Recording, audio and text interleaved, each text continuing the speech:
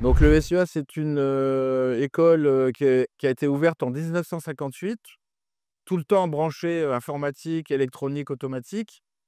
Et il y a une vingtaine d'années, on a développé plusieurs formations en cyber. Donc un master spécialisé Bac+6, qui est très technique volontairement.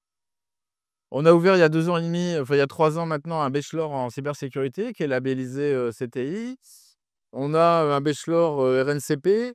On a une majeure, évidemment, dans l'école d'ingénieur, une majeure cyber qui a été ouverte, ouais, il y a une bonne vingtaine d'années. Ça fait, plusieurs centaines d'étudiants chaque année, qui sortent, avec des compétences, en cyber.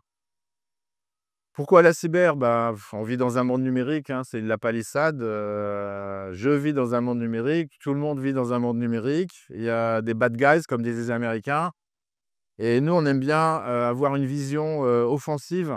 D'ailleurs, on a aussi des cours du soir qui s'appellent Badge, et il y en a qui s'appellent sécurité offensive, où on dit aux élèves et aux stagiaires, parce que c'est des salariés: On va vous apprendre à attaquer pour mieux apprendre à défendre».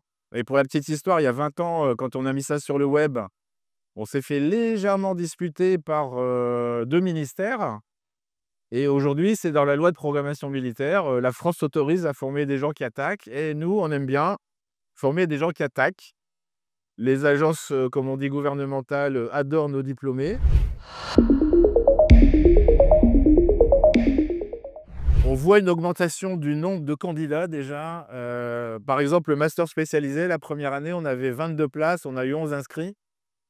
Notre badge qui s'appelait Pentest, on l'a ouvert avec un peu d'avance. Il y avait 3 inscrits, on ne l'a pas ouvert. On l'a rebaptisé sécurité offensive, et il y avait 20 inscrits sur 20 places. Et on voit qu'il y a de plus en plus de gens qui viennent. Pour le bachelor cyber, et 25 places, j'ai 681 candidats déclarés, ce matin. On va s'en occuper, hein. Dans la majeure, c'est pareil. La majeure, cyber, elle avait quoi? Une vingtaine d'élèves, il y a 15 ans. Aujourd'hui, ils sont, je crois que vendredi dernier, on en a diplômé 90.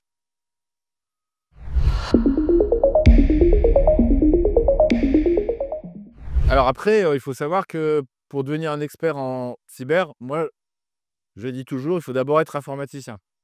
Donc dans toutes nos formations, on leur apprend d'abord à devenir informaticien, donc du développement, l'algorithmique au sens large, hein, ça va de, les algos de base à la cryptologie, et ensuite on rajoute une couche de cyber. Je donne un exemple, hein, analyse de malware, vous ne pouvez pas faire, de l'analyse de malware si vous ne savez pas exactement ce que c'est un programme, qui s'exécute sur un processeur dans un environnement qu'on appelle système d'exploitation. C'est juste pas possible, quoi, et on essaye de mettre tout ça. Donc dans le bachelor, par exemple, oui, ils font du pentest, ils font de l'analyse de malware, ils font de la sécurité réseau, ils font aussi de la gestion de crise. Parce que comme on le dit souvent, il y a pas que de la technique, il y a de la gouvernance aussi.